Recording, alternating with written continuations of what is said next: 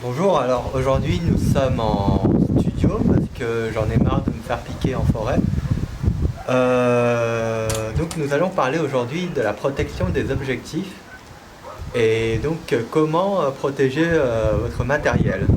Donc vous venez en fait d'acheter par exemple un objectif L, un Canon L, qui vous coûte assez cher.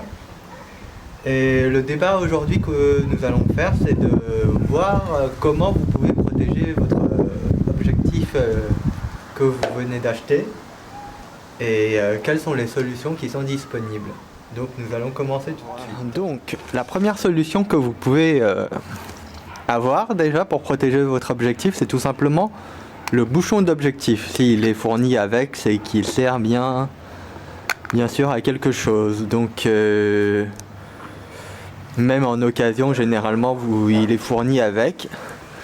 Donc vous avez un bouchon avant pour protéger la lentille frontale et derrière un autre bouchon pour protéger la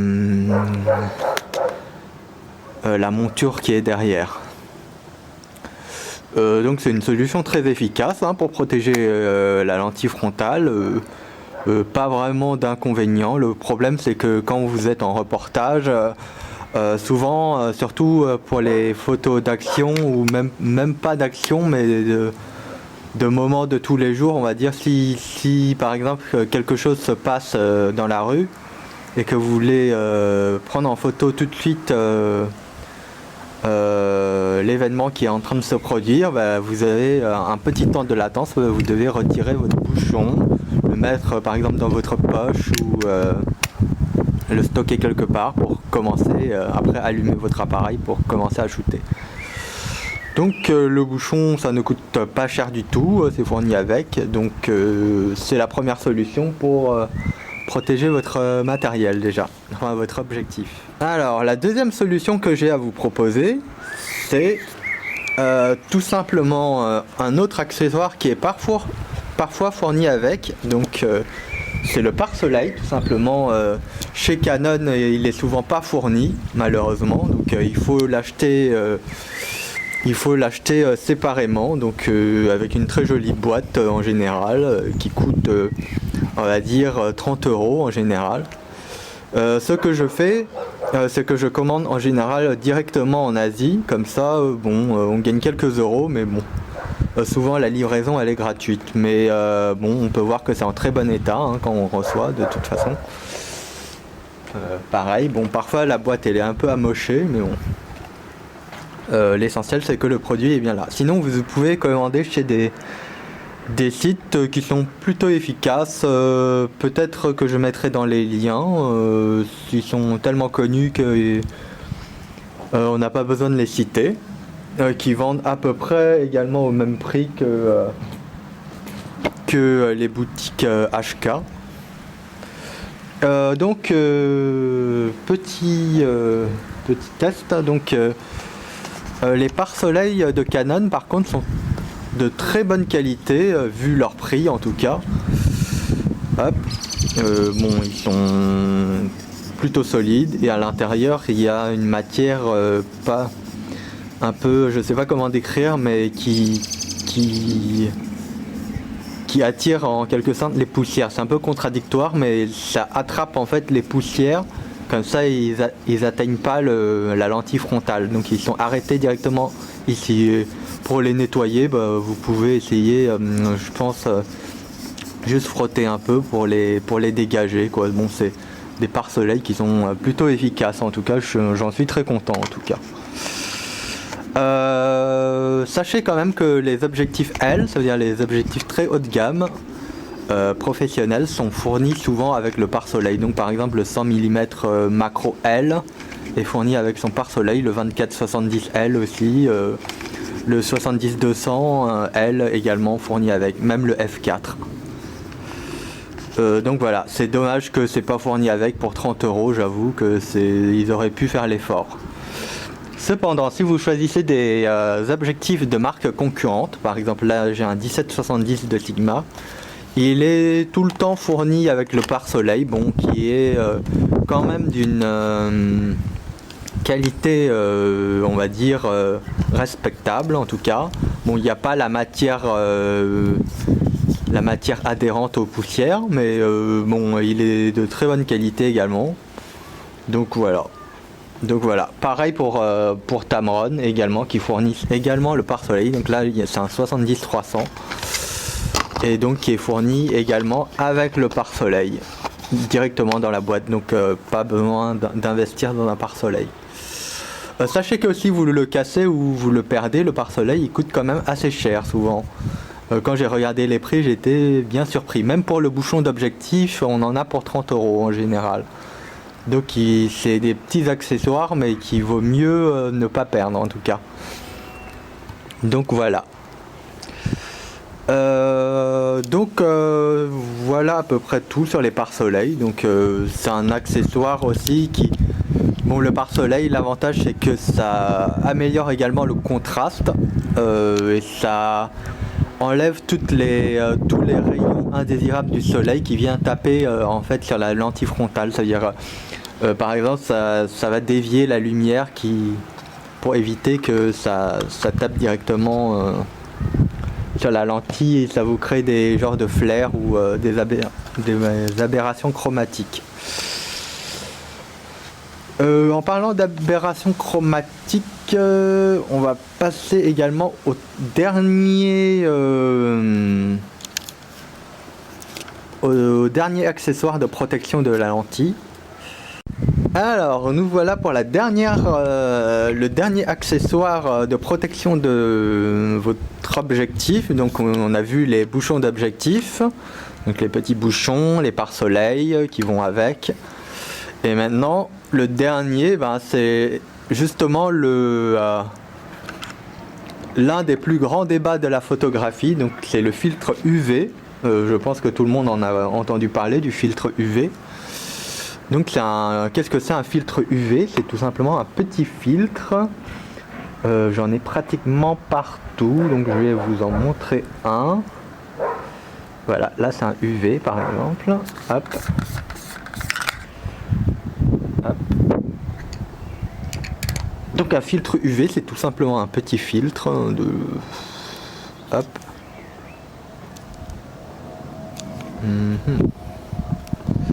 Donc c'est un petit filtre qui est pas très épais non plus. Hein. Enfin, le conseil c'est quand même de prendre les filtres UV les moins épais que possible. Moins vous n'avez pas de problème de perte de lumière. Et surtout pour les grands angles en fait. Et donc le filtre UV, ça permet de filtrer les UV déjà. En quelque sorte, sauf que les objectifs récents de nos jours sont tous traités anti-UV déjà, donc en gros il sert à rien. Cependant, il a l'avantage quand même de protéger votre lentille frontale des chocs malgré le pare-soleil et évite que les poussières se collent directement sur la lentille frontale. Donc par exemple, s'il y a des poussières, vous allez nettoyer le filtre et pas directement la lentille. Donc au moins ça vous permet de ne pas l'abîmer. Le débat, c'est que en fait, quand vous utilisez un mauvais filtre UV, il peut provoquer des flares ou des effets un peu désirables, on va dire. Qui dégrade la qualité de votre photo ou qui provoque une perte de piqué en tout cas. Donc certains vont dire par exemple que vous avez acheté un objectif L à 3000 € par exemple. Donc c'est un objectif très haut de gamme, on ne va pas citer lequel. Et vous allez mettre devant un filtre UV à 3 € que vous avez acheté sur eBay par exemple. Et qui va dégrader, qui va rendre votre objectif comme si c'était un objectif de kit, pour faire simple. C'est-à-dire par exemple le 18-55 non IS par exemple. Il serait bête d'investir 2000 € pour avoir un objectif, on va dire, pas terrible.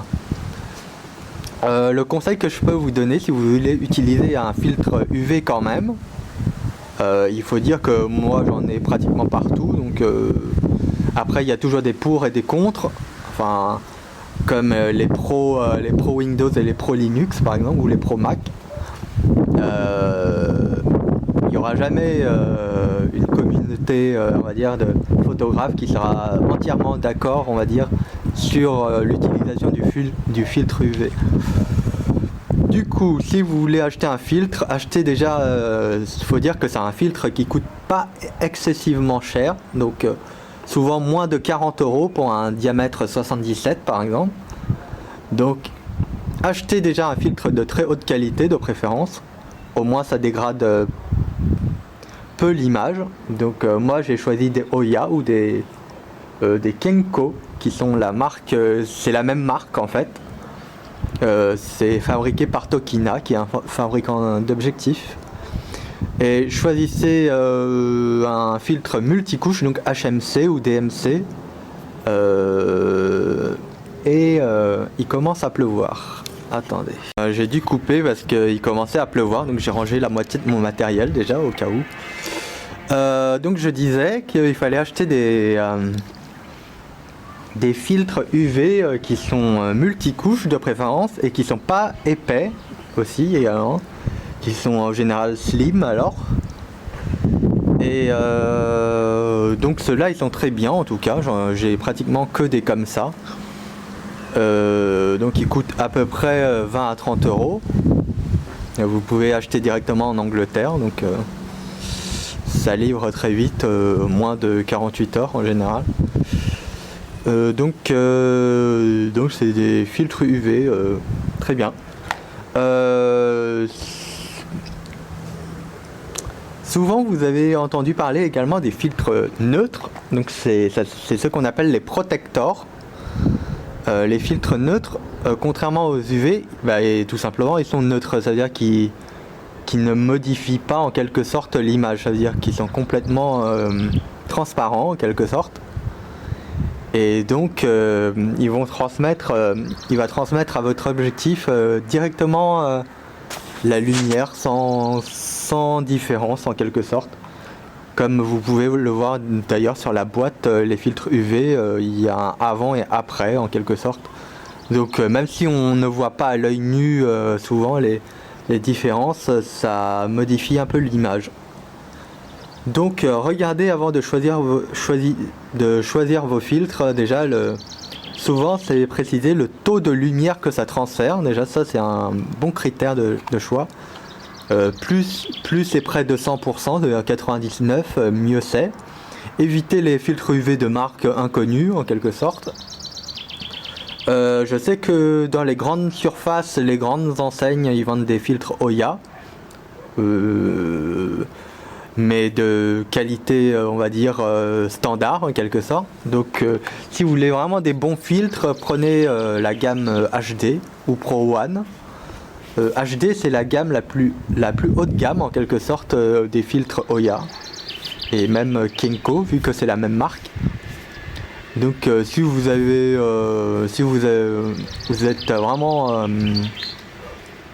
un fervent utilisateur des filtres de protection en tout cas, prenez le HD Protector ou le UV Protector en tout cas de la gamme HD ou Pro One. Au moins vous allez pouvoir garder une certaine qualité de vos objectifs. Donc voilà, je pense avoir fait le tour de la question en tout cas. N'hésitez pas à me poser des questions si vous avez des problèmes dans vos choix d'accessoires. Actuellement mes objectifs ils sont protégés par un protecteur, un pare-soleil et par le bouchon. Donc on va dire c'est la triple protection. On n'est jamais bien autant protégé en tout cas. Sachant que le 10-22 il coûte à peu près 700 €. Donc vous pouvez l'utiliser sans filtre si vous êtes contre les filtres. Mais gardez quand même achetez quand même le pare-soleil qui n'est pas fourni. Et gardez au maximum le bouchon si vous êtes sûr que vous n'allez pas faire de reportage instantané en quelque sorte. Voilà, je pense avoir tout dit. N'hésitez pas à vous abonner à ma chaîne et à bientôt pour une autre vidéo.